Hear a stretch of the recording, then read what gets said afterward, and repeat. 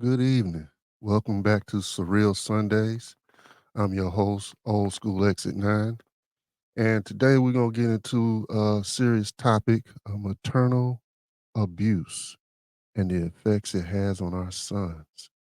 So we got a couple of clips, couple of videos. I got two. I got a life coach and a psychologist going over what is called the mother wound or what have you. And they got both of them, they're going on different aspects on the topic. And the latter video is going more into how it affects the man who has the mother wound and the relationship he's in, the intimate relationship he's in with his wife, and how it affects that. And then we got a new segment going on. It's called Shenanigans. And of course, we got Whiskey of the Week. So stay tuned. Let's enjoy ourselves. Let's get some of this information, see if we can help heal ourselves off of this. And I'll be right back. You are now listening to some old school shit.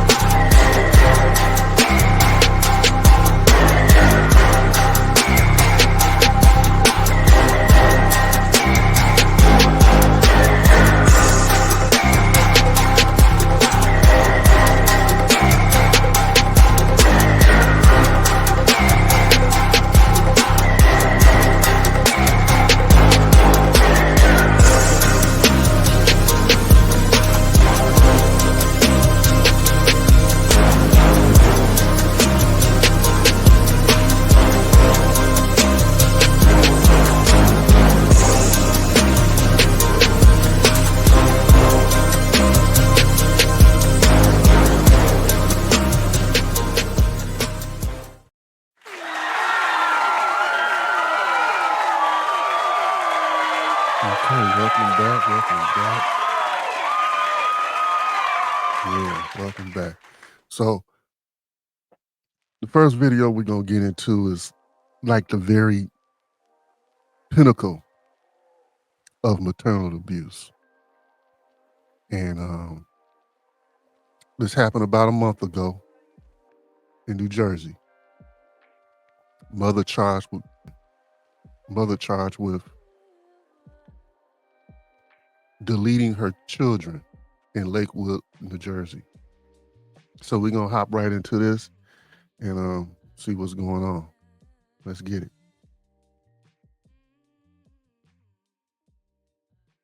A mother in New Jersey is accused of killing her own children. Authorities say police were called to the home in Lakewood on reports of two children suffering from cardiac arrest.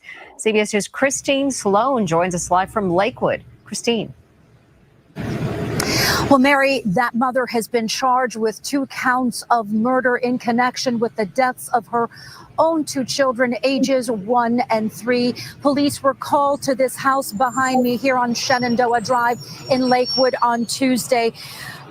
Officers, when they arrived here, they saw members of Hatsola Medical Services performing CPR on the children, but both children were pronounced dead at the scene. The Ocean County prosecutor says a 27-year-old mother identified as Naomi Elkins drowned both of her children. Law enforcement sources tell me in a bathtub.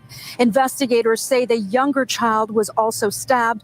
The prosecutor's office says it has determined Elkins is responsible for the tragedy that occurred in the home on this very quiet street. Now, Elkins is being held in the Ocean County Jail. She is scheduled to make her first court appearance this afternoon. We do not know if she has an attorney at this hour.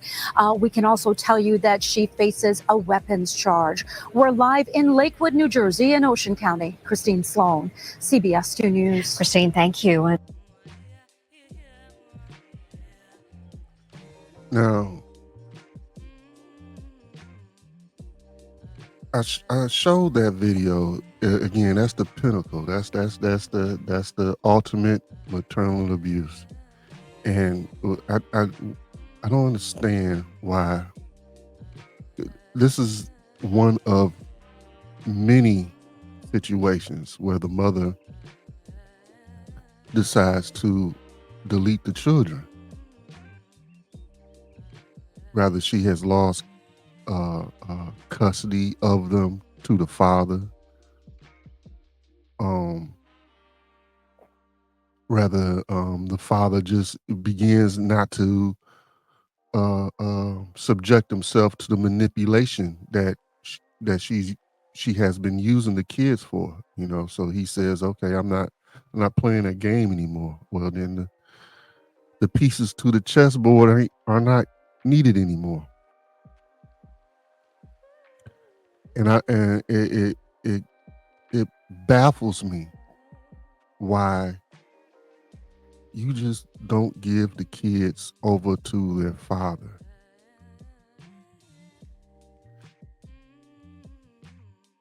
It really doesn't baffle me. I believe that I understand why. It's the control. Kids equal control. Kids equal manipulation. You have control over the kids.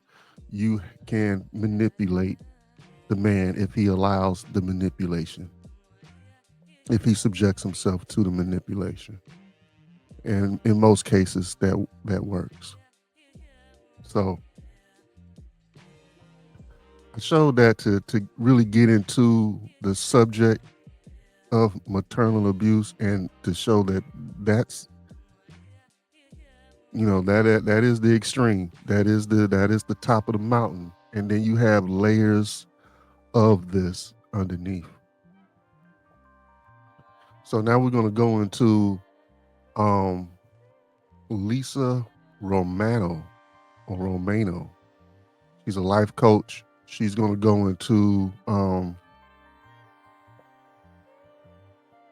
maternal abuse, and what is also called the mother wound, the trauma that the mother has inflicted on the child. So it can go from deleting. It can be a verbal abuse,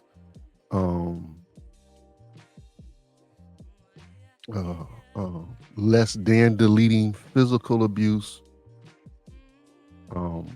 verbal abuse, which eventually, or not eventually, instantly becomes emotional abuse. So emotional abuse is the broad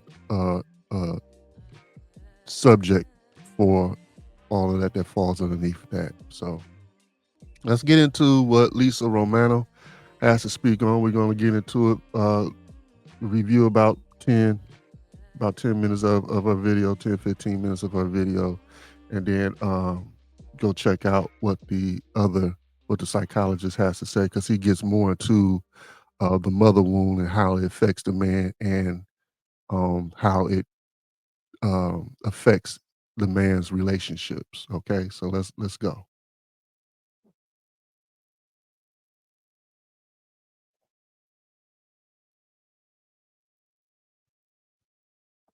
So today we're going to be talking about sons and their mother wounds.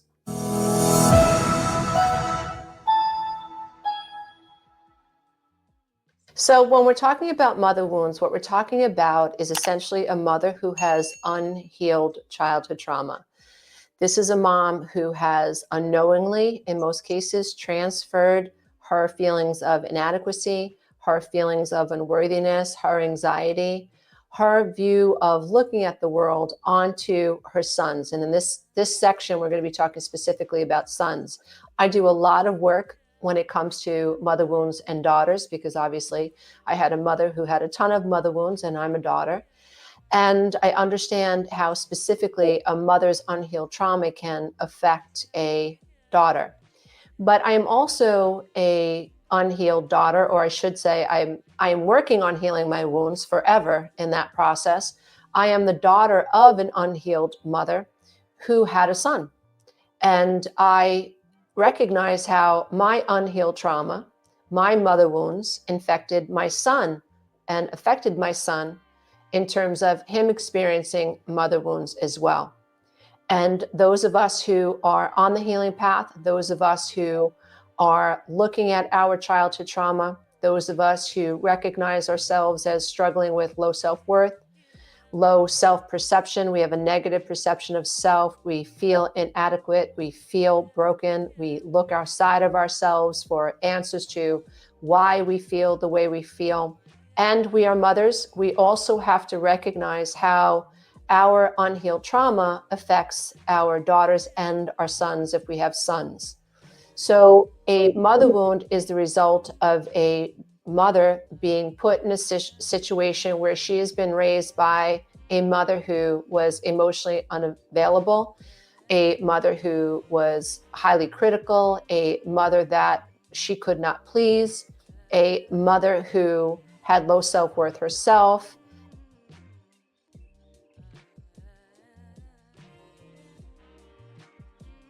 Now, as you will find, I will go into topics that I personally have experience in. And most of us have experienced in, because most of us come from broken families.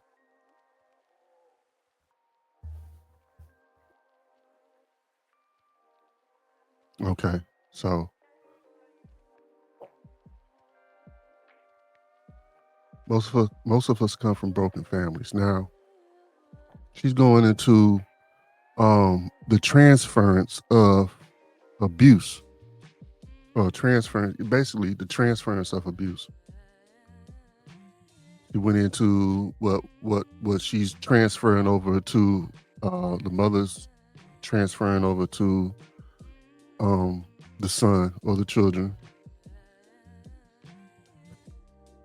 as a result of her mother transferring her abuse as a result of her experiences. It's generational. So my grandmother told me a story that she was once a swimmer, and she was Olympic level swimmer. And from my understanding, from what I can remember, she wasn't raised by her mother or her father. The understanding of who she was raised by was not clearly understood. However, the man that was in the home prevented her from competing, and eventually competing at an Olympic event. And this was told to me back in the 80s. And she was in her 40s going into her 50s at the time. So that stuck with her all that time. That did not go well with her at all. I can still remember the look on her face when she was telling me that story. Now, I'm coming of age, and I'm getting serious about basketball. And the support wasn't there for that. She wanted me to be more involved in the religion that she had became involved in at the time. And as a preteen, was I a preteen? Yeah, as a preteen, that was nowhere near the top of my list of importance. I was decent at basketball. I was getting better at basketball. At the school that I was at, I was on the front. I was first string. I was the center. I was I was liked. I was popular in that role at that time, but had no support. So that transferred. That transferred. Okay. So um that is remembered and what have you. And I guess it still is a stickler to a degree, not as much, not as much, but I bring it up as an example, as a personal experience and what have you. So we have to be able to recognize and accept our traumas and start working on them. Start getting the counseling that we need. Start talking to some professionals and getting some tools to put in our tool belt to help us manage these traumas and then build discipline muscle so that we don't transfer these traumas to our children. That's one of the reasons why I told my oldest son, don't produce any children until you're in your 30s, maybe even your 40s, because he has a mother wound and he has a father wound as well. So he has some stuff to work through. So get to the point where you are able to be emotionally intelligent and you can look onto yourself, recognize what you're dealing with, start getting the help to help you deal with it. Start getting the help so you can have the tools to put in your tool belt to help you deal with it. And start building that discipline muscle so you don't transfer it to my grandchildren. Let's get back to the video.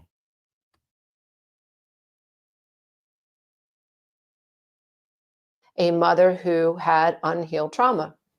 In my situation, I was raised by a mother who was the adult child of two alcoholics. And my grandmother came from extremely humble beginnings, a lot of abuse on her side of the family. And you can just see that mother wounds are generational and how we pass them down from one generation to the next. The Bible says the sins of the mother and the father fall on the sons and the daughters. And so this is how programming works. This is how generational trauma works. And it's important for us to take the time as moms to recognize how our trauma affects our children. And today we're talking about how that trauma affects our sons. So trauma that we pass along to our sons is felt on a visceral level. Our sons absorb our trauma. They can watch a mother be self-deprecating. They can watch a codependent mother feel lost inside a narcissistic relationship. They can observe their mothers be highly critical of themselves, highly critical of others. Sons of mothers who have mother wounds, you may have been raised, if you are the son of a mother who is highly critical, nothing you ever did was good enough. You could have been raised by a mother who saw you as her little husband. Maybe your mother had an unhealthy relationship with her spouse and you became the replacement spouse. And so in that sense, you grow up feeling invisible because your needs are not being attuned to. You become your mother's caretaker. You become your mother's friend. You become the little spouse. It's now your responsibility to make sure that mom's emotionally regulated. I've had male clients who at a very early age went out and began to provide for the family because mom was struggling financially and was unable for whatever reason to get her act together.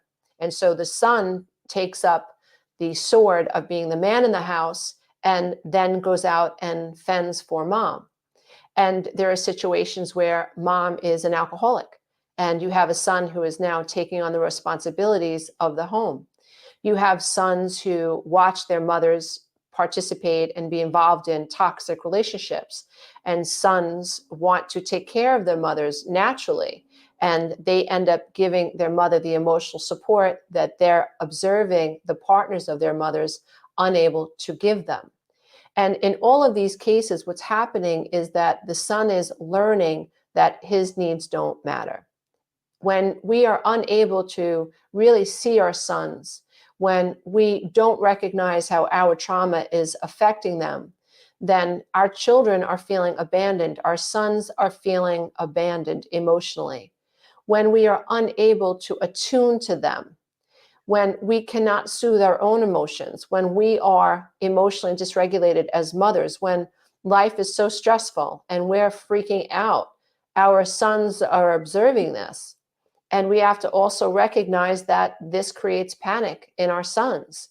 When mom is losing it, a son feels like it's his responsibility to fix it in lots of the cases. And they will fawn. They will people please. Mommy, please don't be angry. Please don't be angry. I'll do anything, mommy, and anything, mommy. And sons can feel responsible for a mom being angry. It's all my fault. I'll fix it, mommy. I'll fix it, mommy. This is a son who is learning that it's his responsibility that mom is upset and his responsibility to fix it. This is where shame comes from. This is where over responsibility comes from. What makes this an even more terrible situation, in my opinion,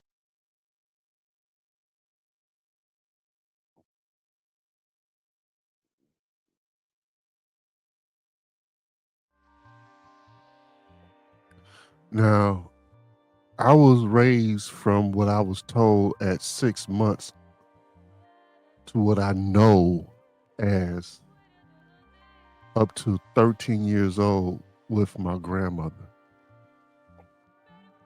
Now, when I became 13, and this lady, I refer to her as my my wife's mother-in-law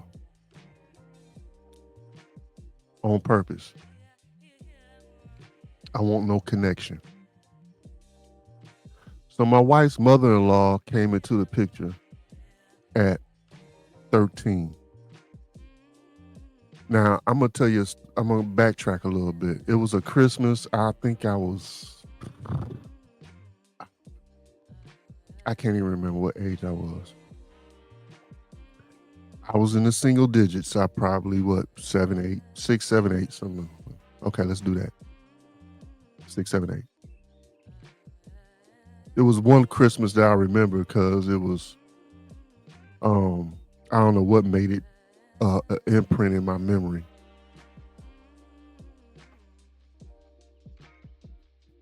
Maybe because this face was there. I'm not sure. It was a Christmas where I had got a Fisher Price turntable, a silver all metal radio Walkman that I can put on my hip. And I got some other gifts, but those are the two that I can remember. And I remember her showing up either the day before or the day of, as far as Christmas Eve or Christmas.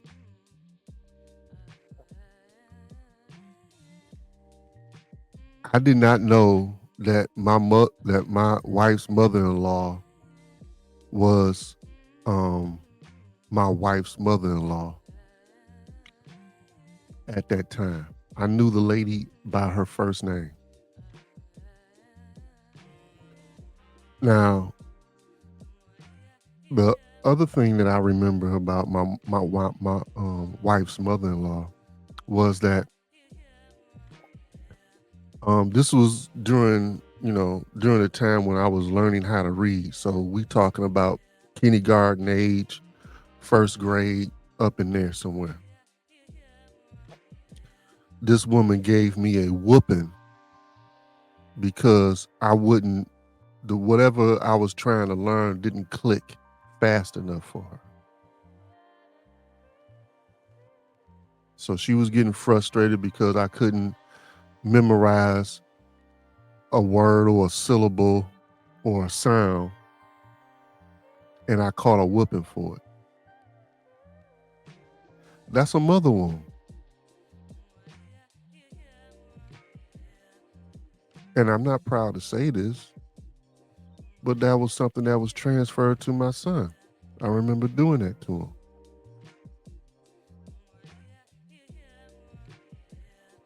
And I didn't have the discipline muscle to stop it because I recognized it at the time and still went through with it.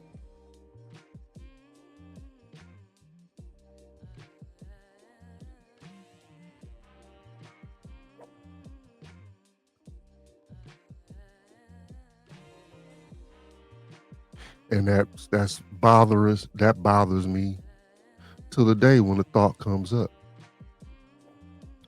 Another mother wound that came from that lady at 13, when my grandmother claimed that she couldn't handle me anymore. Now, I didn't start doing anything. The only problem I was doing at the time was not doing my schoolwork. So I wasn't I wasn't producing up to my potential. Matter of fact, I was underperforming at school because I was angry and didn't know why. I was depressed and didn't know why. Frustrated and didn't know why. I had my childlike mindset at the time on why I was frustrated, but it was deeper than that.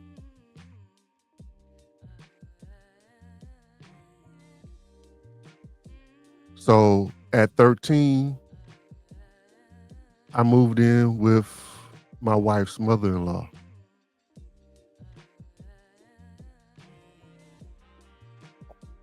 That first night there, that lady told me, now this is a 13-year-old child. Check it out.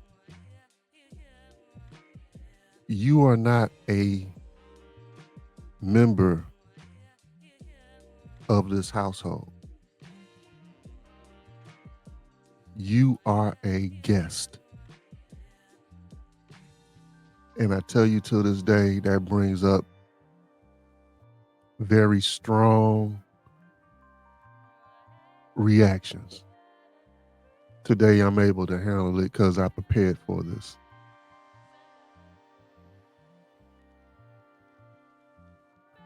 Very strong a very strong internal reaction, and that one burns like hell till this day. I did have discipline muscle on that one and did not transfer that. I had a conversation with my sister, my half sister, from my wife's mother-in-law. And I said, I'm telling my children not to deal with people who, when you in a dating world and what have you, don't date folks who don't have a father. Now my sister, she didn't grow up without her father. I'm not gonna go into why.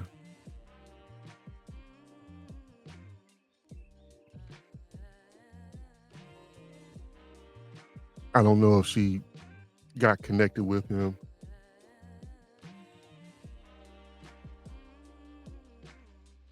or not. But I can't remember what she told me in regards to that. But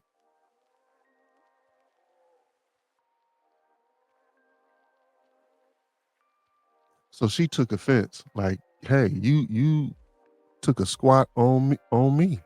Well, I took a squat on myself.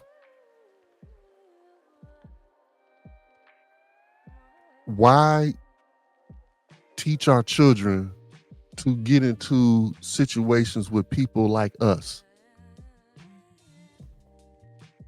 to have the same challenges, and greatly the odds are in favor of having the same results.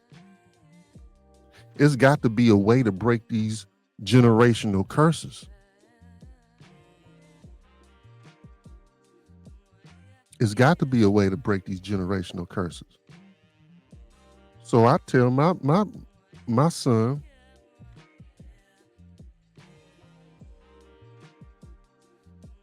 of course he's not listening, not to deal with folks that do not come with two-parent households.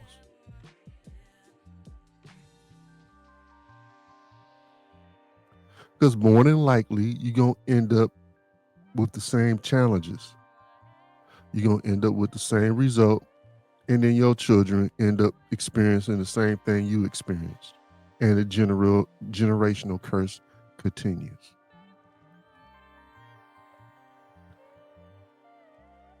But enough with that.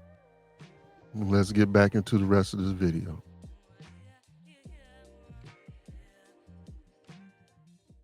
Opinion is that men in our society are often given the message that they're supposed to be unemotional, or they get this impression that being emotional is wrong.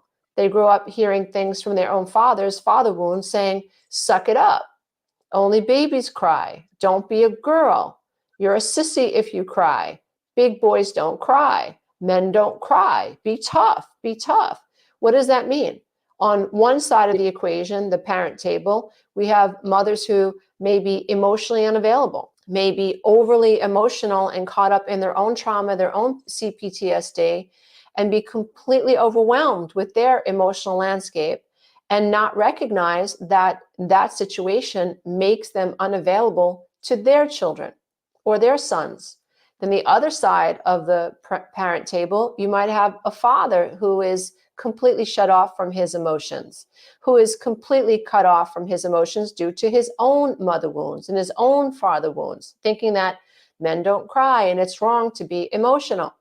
And so when we're talking about little boys may oftentimes experience the one message where they hear their fathers say, big boys don't cry. So that means I have to cut myself off from my emotions. And on the other side, they see that their mothers are so over-emotional and mom can't be there for them. And if a mother can't soothe her own emotions, then she's going to be super frustrated when her son starts to act up at 2 or 3 or 4 or 5, and she can't manage his emotions. That's when a lot of unaware parents and unconscious parents resort to spanking their child or ridiculing their child or shaming their child or withholding love from their child or screaming or yelling at the child. You can't negotiate with a 5 or 6-year-old. They are completely limbic.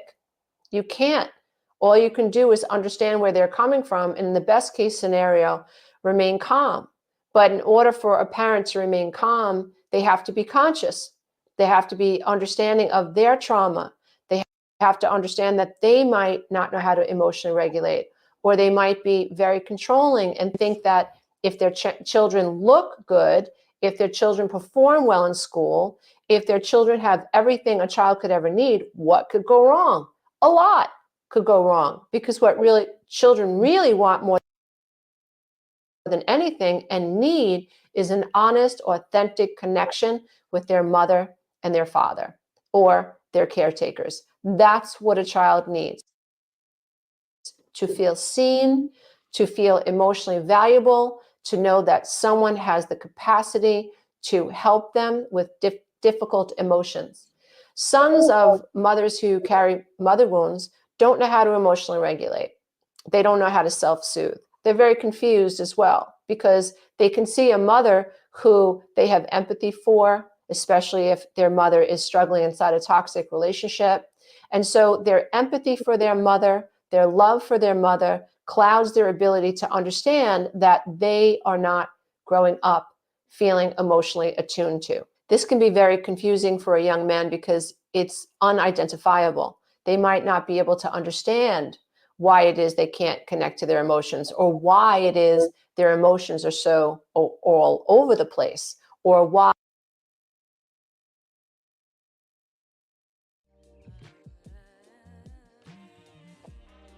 Okay, we'll be all day checking this video out. Very informative. Sons and mother wounds, loving men who raised by emotionally unavailable mothers. And this is by,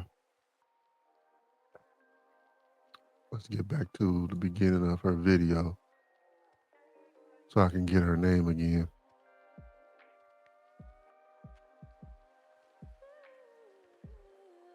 We having Lisa Romano. Lisa Romano. So check her out. You know, if you're dealing with, if you've had that experience, man, don't take that issue up on your own. Get you, sit on somebody's couch and get some tools in your tool belt to help you manage that stuff, because that's the beginning of you actually getting the discipline muscle not to transfer that to your children, okay? Because that's what's happening. We continuously, generation after generation, we put those experiences that we have onto our children, and then our children put those experiences that they got from us onto their children, and it keeps going on, and it don't stop. So, let's see here, one moment. Okay.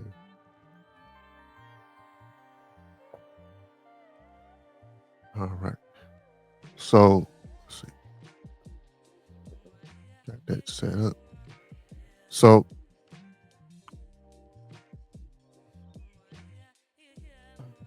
we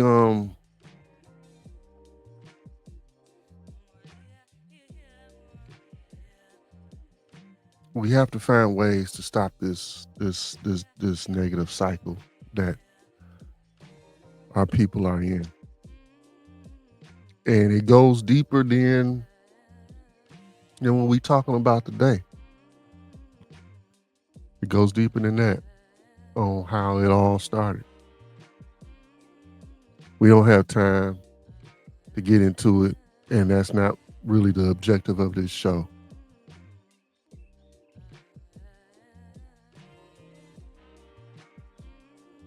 So it's basically saying, men, get some emotional intelligence about yourself, recognize what's going on, and then do something about it. And then, gain that discipline muscle so you don't transfer that onto your children. And if you already have children, the only thing I can tell you to do is do better, do different. Become another person, become the new person, become the new you. Revise you. And hopefully that can be accepted and respected, and your children will take that example over the previous example you were showing, and they'll take some attributes off of the new you. So we got another video, Isan Anwar, Isan Anwar. And he's a psychologist. This posted about 3 months ago. And he's going more into the mother wound and how it affects men and their relationships with their wives, or intimate relationships. So let's get it.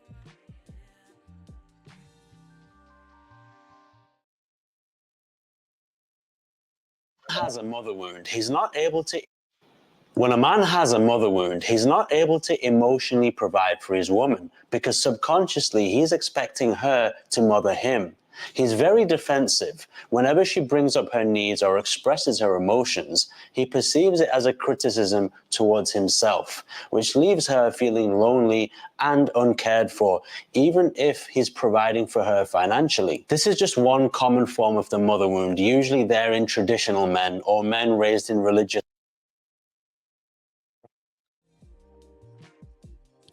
Now, my first two marriages, they didn't have their fathers in their life, right? My first marriage, I started in my early 20s. It lost esteem as I think I was in my 29, 30 when it dissolved. And during that time, I was evolving into, I really don't know how to describe it, but the superficial, or I shouldn't say superficial, but what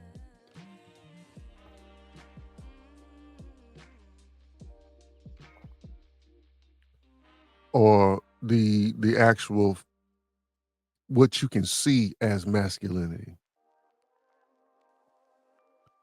I was starting to evolve into that, because early on, it was a flip of roles. Um, she was the lead, and then, a couple years into the relationship, I wasn't feeling that anymore. That letting her be the spokesperson of us and, handling the finances and things like that. I got to a point where that started to bother me, and then I wanted to be those roles or what have you. I was uncomfortable in the role that I was in.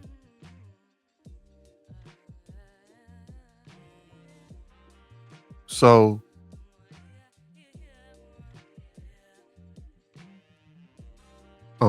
it started to be a tug of war because she was raised masculine, and as a masculine woman, because she came from a fatherless home, or a father that wasn't allowed to be involved. So she's coming with a masculine spirit. So it was a tug of war on that. Second marriage, was like night and day in regards to the length. It only lasted 2 years. I was already at that point where I wasn't accepting certain behaviors from a woman. She came into the relationship with those behaviors, and I had enough at that time. I had enough discipline and fortitude to go ahead and get out of that relationship quickly. I wasn't about to second guess it and think that it was going to get better over time. Now, my third relationship, this is where this comes into play. My third marriage with Mrs. O. She comes from a mother and father household. The father was there. Okay. So instantly, it was some things that had happened, and I realized that I got to step myself up and be the man. I can't look for a mama in this relationship. And I was already coming into that, but that kind of like pushed me into the role. So I was already coming into that role in my first marriage and what have you. But by the time I'm in my third marriage with Mrs. O, it was some expectations. Some expectations I didn't mind feeling because I was already coming into that mindset. However, you still have that mommy issue playing in the background, right? But it wasn't happening here. So being how Mrs. O is, And what I was coming into, learning to come into, it balanced out pretty well. And we're in our roles that we are supposed to be in right now. But when men come from a fatherless and pretty much a motherless upbringing, you have a pretty long, lengthy learning curve in your adult years. And in my mind, most are not able to recognize it and make the adjustments. So with that, let's get back into the video.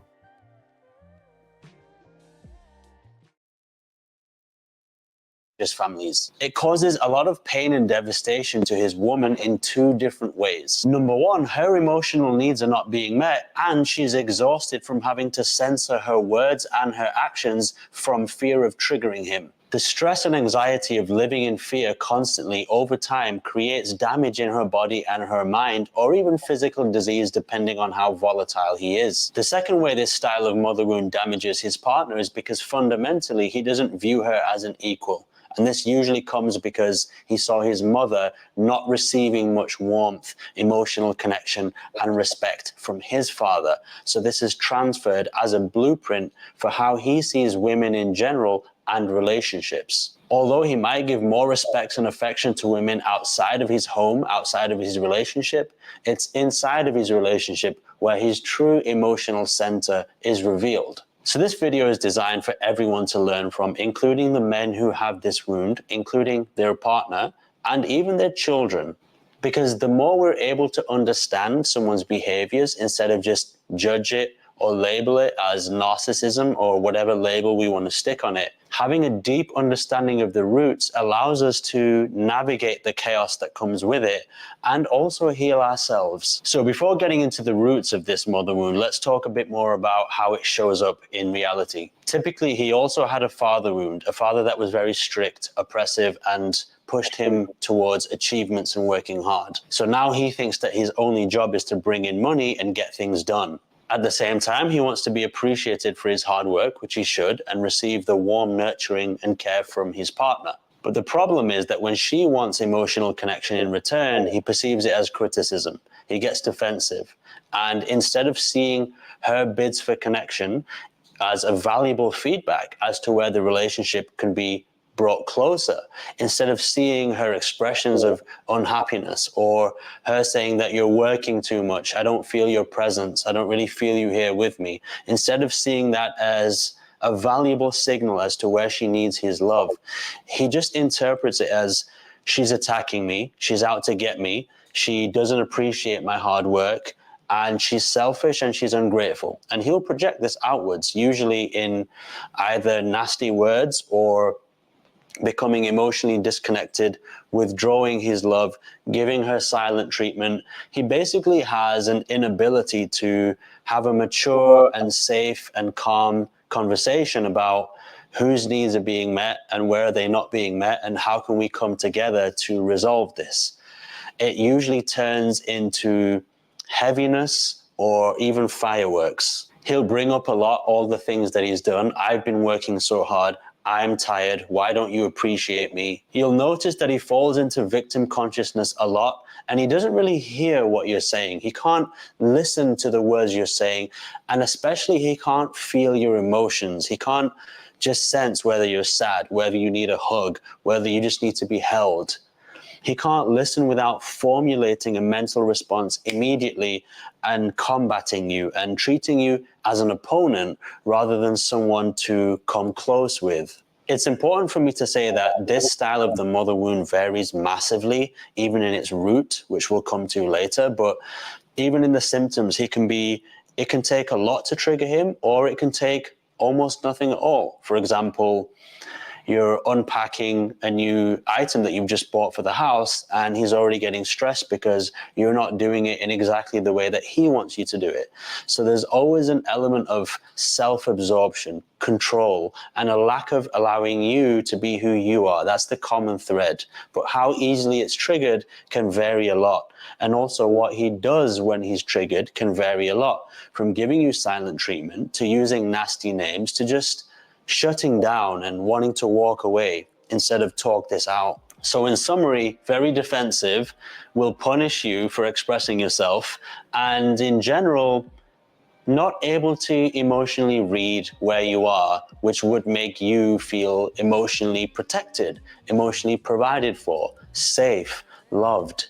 And when you try to spell it out, he just throws it back in your face and takes it as you attacking him. The more wounded he is, the more defensive and volatile he will be, even if you're expressing yourself with the utmost care and respect. Before I go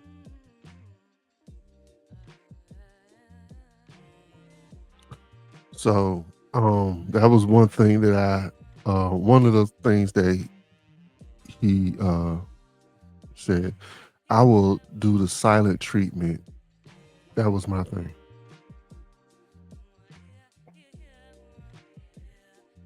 That was one of the passive aggressive uh, uh, things that I would use at I would do the silent treatment.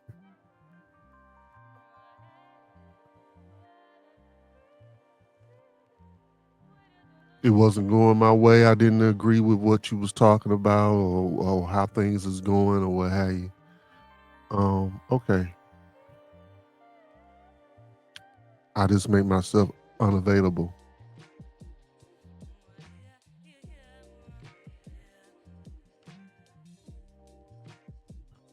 So I recognized that, and I worked on that, and now I like to, when I see stuff brewing in the pot, I like to nip it in the bud.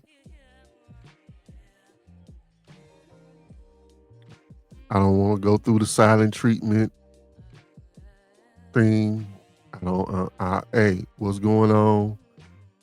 I don't want to hear about the shit 6 months from now, because I done forgot what all the elements, all the particulars, all the intangibles of what's going on right now. 6 months from now, I done forgot all the little variables that was in play. So when you come back and you want to say whatever about this shit 6 months from now, I don't have anything to stand on,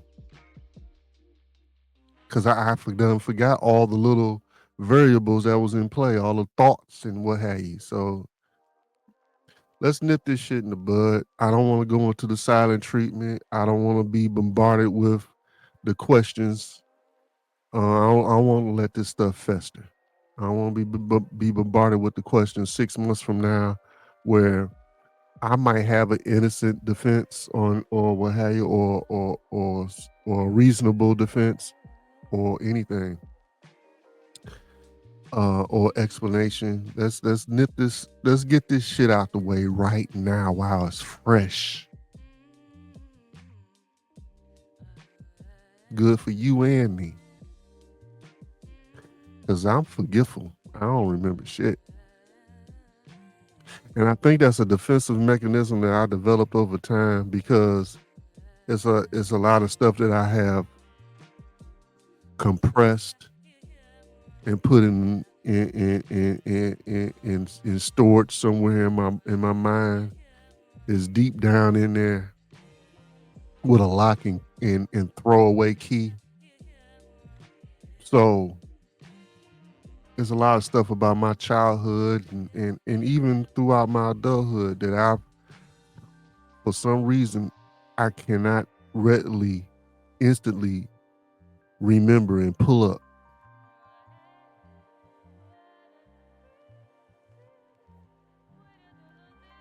So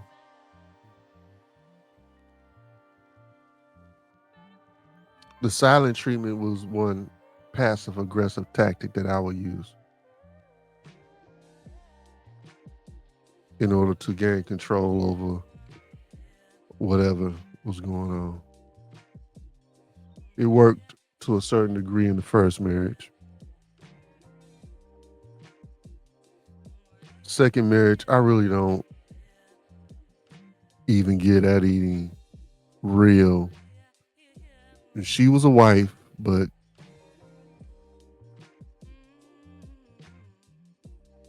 I really don't get at any real substance.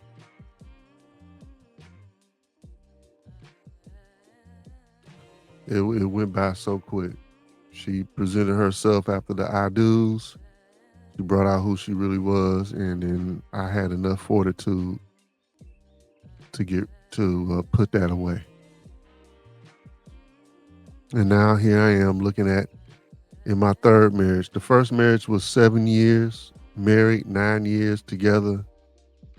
The third marriage is on and off throughout.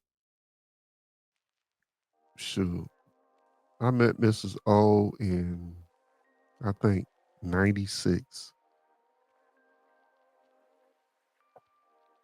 So it was a back and forth and reconnecting and this and that and what have you, and all that coupled with 11 years of marriage right now. Going into October, it'll be 11 years marriage. So, a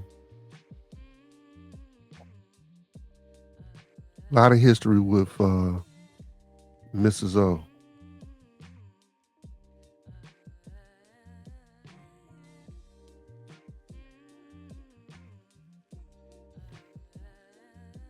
And the way it went, it should have went, because I would have destroyed my relationship with Mrs. O at an earlier age.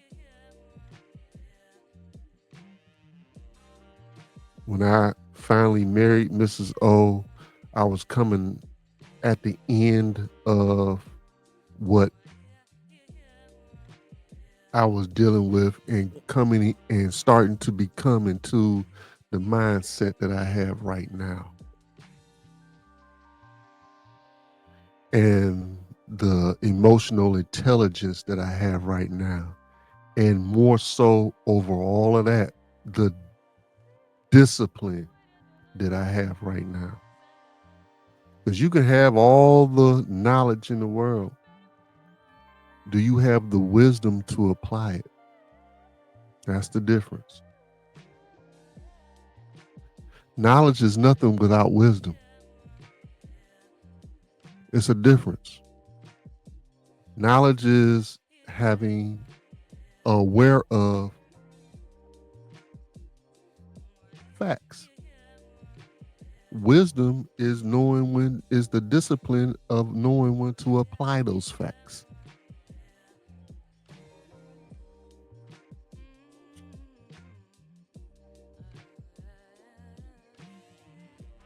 And since I didn't have a mother and a father in my formative years, my learning curve and my ability to use my wisdom slash or discipline didn't come on until my latter years.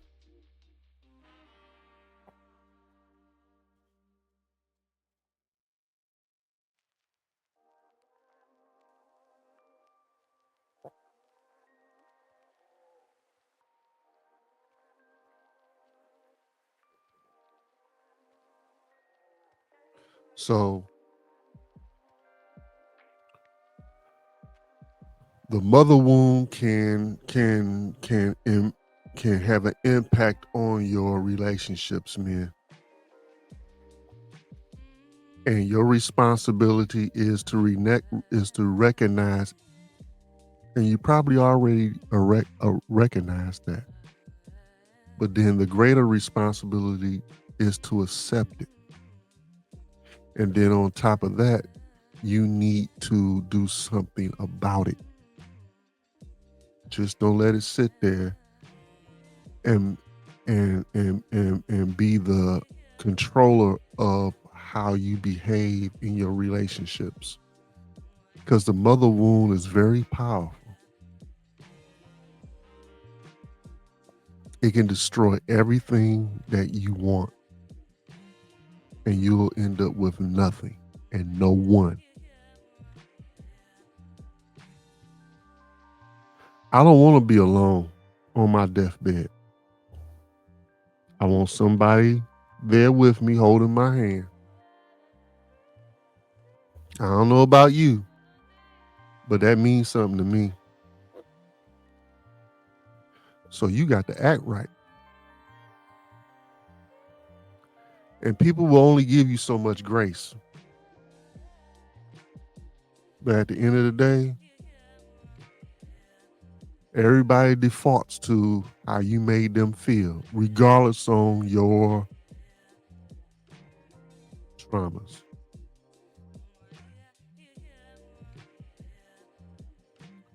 Everybody's concerned about how they were treated, regardless of your traumas. You got to recognize, and furthermore, get control of your traumas and how they make you behave. You got to control your behavior. You can't use this stuff as an excuse. It doesn't work. No one, at the end of the day, and this is a rough way of saying it, no one cares. Everybody really cares about how they're treated. No one cares about how you was treated. Everybody cares about how you doing them right now.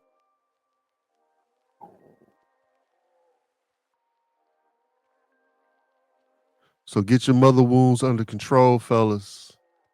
Get your butt up on somebody's couch so you can start getting some tools in your tool belt to help manage this. It's prevalent throughout our community, throughout our people. We are destroyed of this. And do something about it before you end up on your deathbed by yourself. Now we got a new segment in the Surreal Sundays. It's called Snatch Shenanigans. And it's kind of in line with what we already are talking about. The Miami Gardens mother acted after police say she was caught on camera abusing her daughter. So let's get into it. Let's see what this snatch did.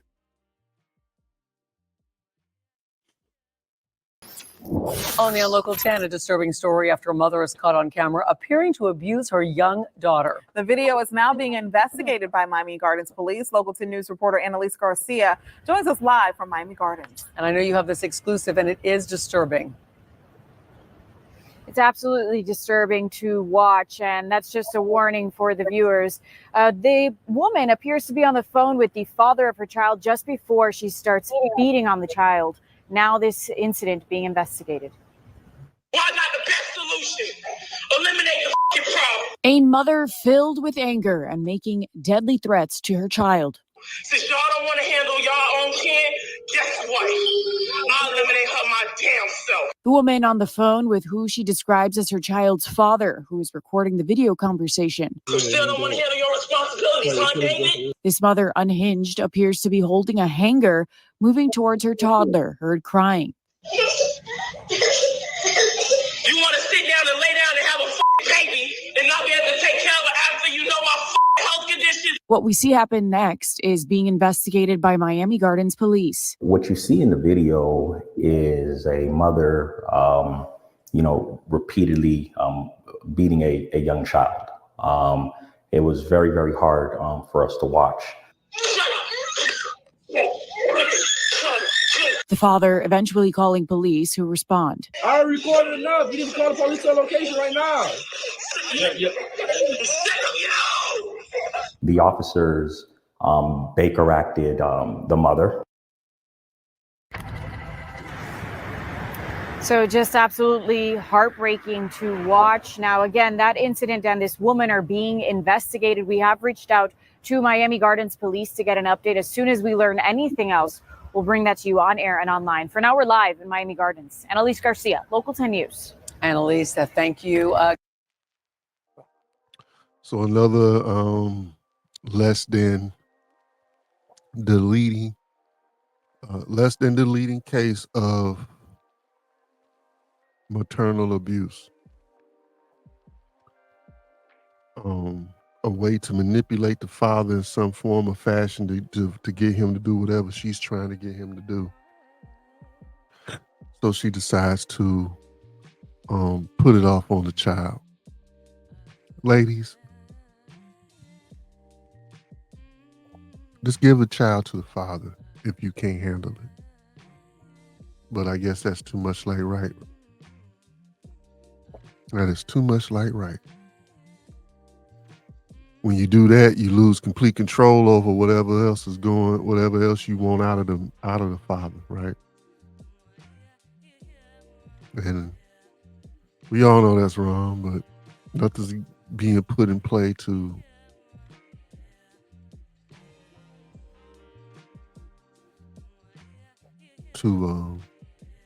deter that or stop it altogether. But I guess that's what it is. It is what it is for right now. Till somebody tries to make a real difference with that. So we're gonna go into the next segment of the show, and that's that hot video that I know you all love to or have an anticipation to see what we're gonna play next. So we're gonna get into it. We have Jael and Juville in PFMA. Let's find out what that acronym means. Let's get it.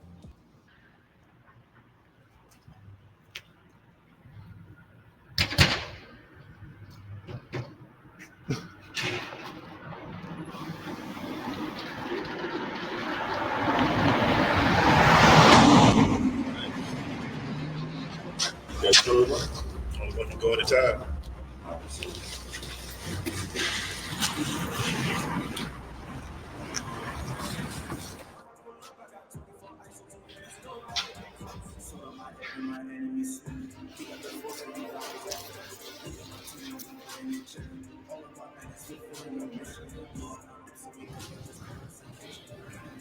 What are you looking for, bro?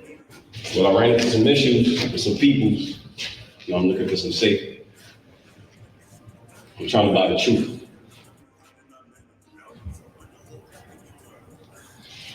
You sure you know what you're asking for, bro? Show me what you got.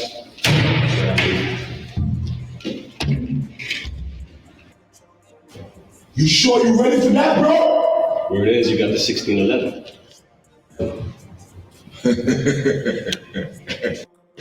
1611. You ready for the 1611s? If you need the 1611s, you gotta walk the straight path and go through the straight gates. You get that, bro? I got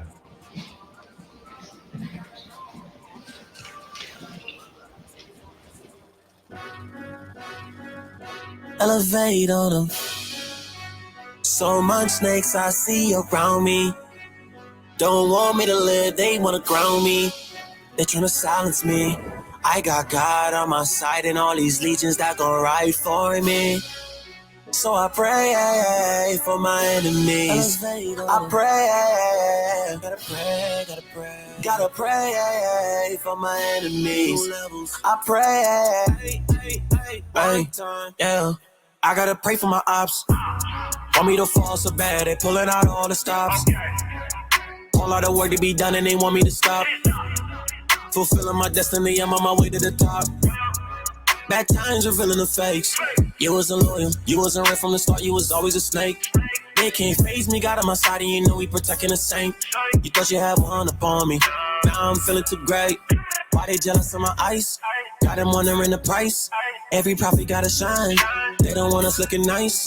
No, you wanna see us fail, we move in the spirit of Christ. They sold on sale, 30 shekels be the price. Yeah, I gotta pray for my ops. New slaps for the sheep and they man wanna drop. All out of work to be done and they want me to stop. Fulfilling my destiny, I'm on my way to the top. So much snakes I see around me. Don't want me to live, they wanna ground me. They tryna silence me. I got God on my side and all these angels that'll ride. So I pray for my enemies. I pray, gotta pray for my enemies. Yes, I pray.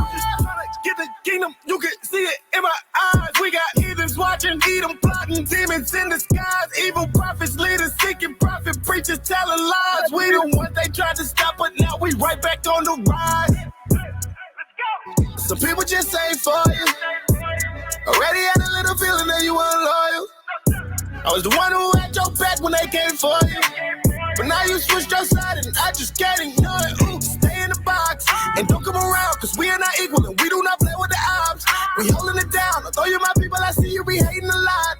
I'm seeking the crown, I let you little niggas just stick to the scrape in the pot.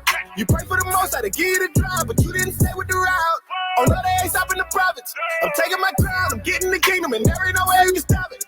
They standing my name, they talking that shit. These niggas is so out of pocket. No running for running, I pray for my enemies. Yeah, I'ma stick to the topic. Yeah. So much snakes I see around me. Don't want me to live, they wanna ground me. They try to silence me. I got God on my side and all these angels that'll ride. So I pray for my enemies. I pray. I pray for my enemies. I pray.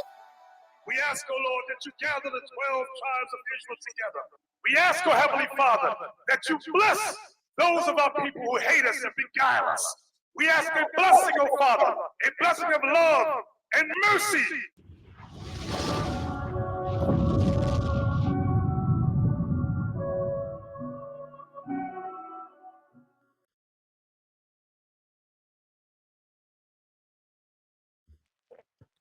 Those are two very talented brothers. And I just hope and pray Juville come out with more material. That brother, he is extremely hot. He is off the chain. I really enjoy what he puts out. Very talented. So we're gonna go into our next segment, our last segment of the show, and that is, and which is my favorite. You know what it is. Whiskey of the week, baby. That's right. And today we're gonna go ahead and get into it with the whiskey of the week is Old Elk. Now I'm gonna tell you, if it's not Woodford Reserve because of I can't push out a couple of extra dollars, or it's Old Elk. Some weeks it's an Old Elk week. You need that extra kick.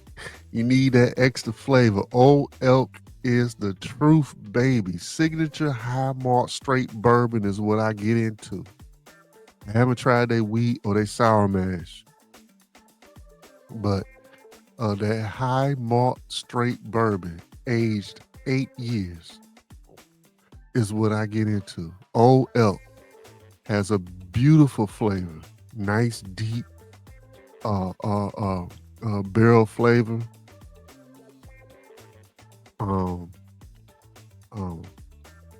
It is just right. It's just right for me, and I believe it may be just right for you. So you go ahead and go out and get you some Old Elk. Old Elk is this week's whiskey of the week.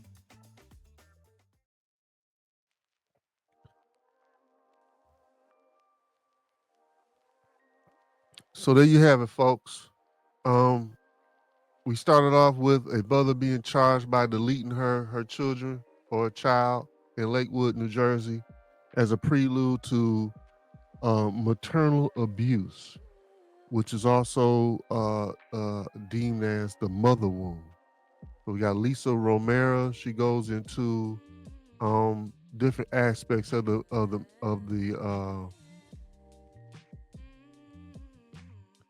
mother wound or maternal abuse.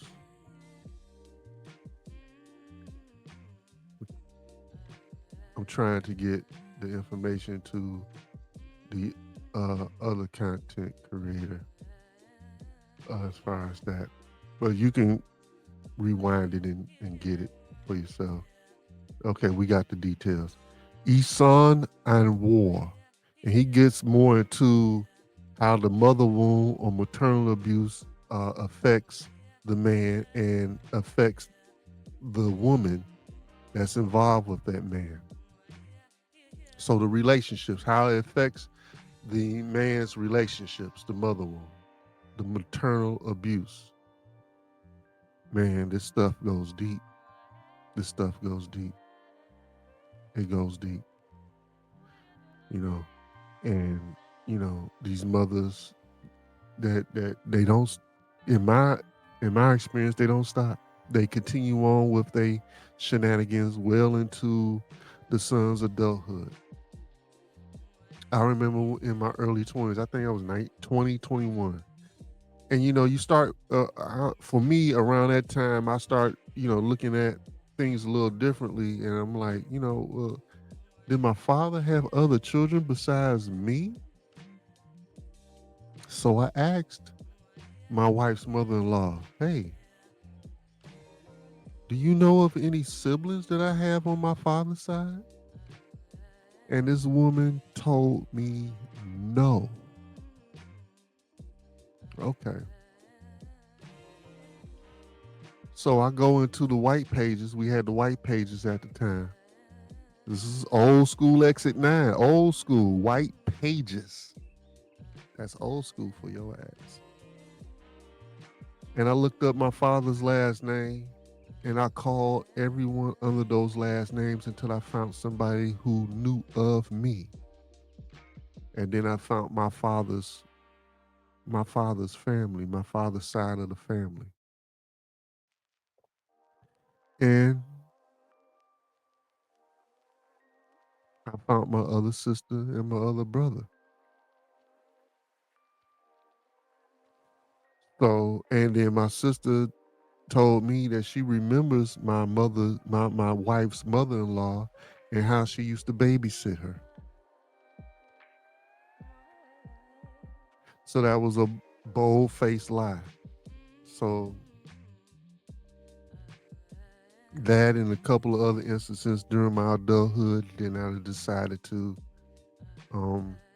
stop communicating with my wife's mother-in-law.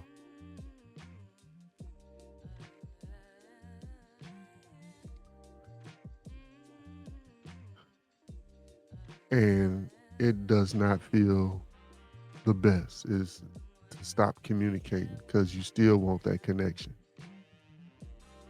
But that connection, in my case, comes with stuff that you don't want. So I decided that I don't want that stuff. And at the end of the day, I have to not communicate because I don't want the other stuff that comes with it. So I hope you enjoyed Surreal Sundays tonight. Once again, along with the other topic that we dug deep into, this is going to be revisited because we really just scratched the surface of this, for real. We really just scratched the surface. If I decided to go into this particular episode will be 3-4 hours, and I know everyone got that adult ADHD, and even this is too long. So this is going on almost an hour and 30 minutes. So, some of y'all fell off just because of that. So, if it went on to 3-4 hours, I'll probably have one person looking at this. And we don't want that. So we're going to break this off, revisit this issue. in the future and what have you. Thank you for coming to Surreal Sundays. So you could have been anywhere else in the world, but you was here with us, and we appreciate that. And with that, we say shalom. Shalom, family. This is Mrs. O. Oh, let's get a word from Mrs. O, and then we're gonna go head off into the outro. So let's see what Mrs. O got to say for us as a reminder that all of you should have done in the first place. So let's get it. Shalom, family. This is Mrs. O. Thank you for joining our channel. If you enjoy our content, please like, share, comment, and subscribe to our channel. If you would like to support our channel, you can do so by scanning the QR codes to the Cash App or the PayPal in the lower left corner. We would greatly appreciate it. Enjoy the show. And with that, once again, we are out. We'll see you next Sunday. Hope you have a beautiful week. Hope your weekend was everything you wanted it to be. And I love you all. Thank you for coming in. And I'll see you next Sunday. Peace.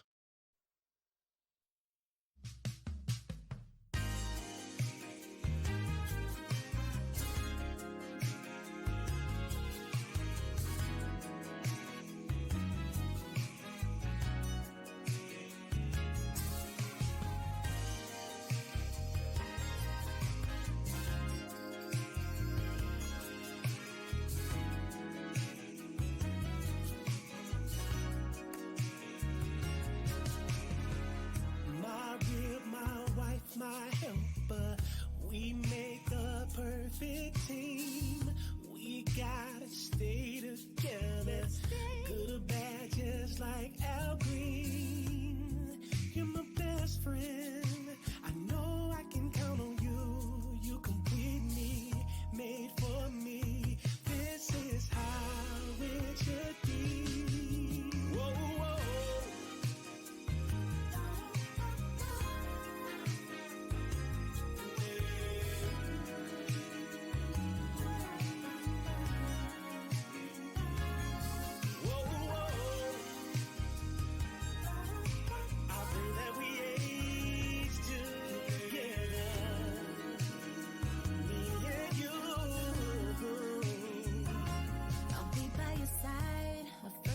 Wife, your biggest supporter, I won't get out of line.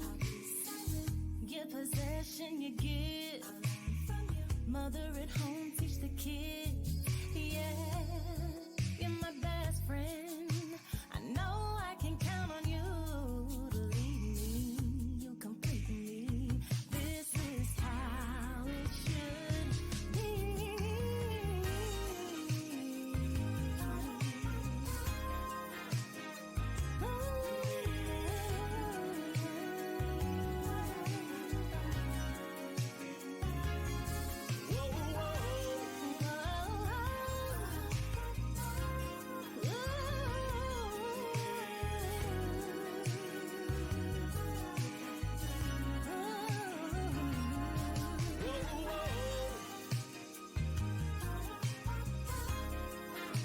So glad I got you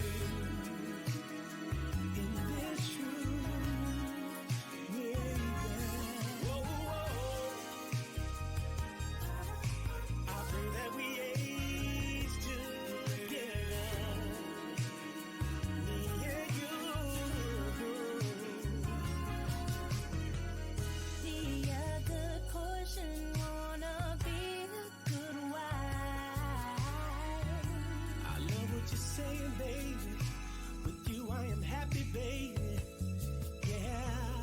Marriage is honorable. I'm glad that you're mine. Lord's will till the end of time. I like that right there. I pray we stay together forever. Now listen, I I know things not gonna always be perfect, but we gotta pray, we gotta fast, we gotta do whatever we gotta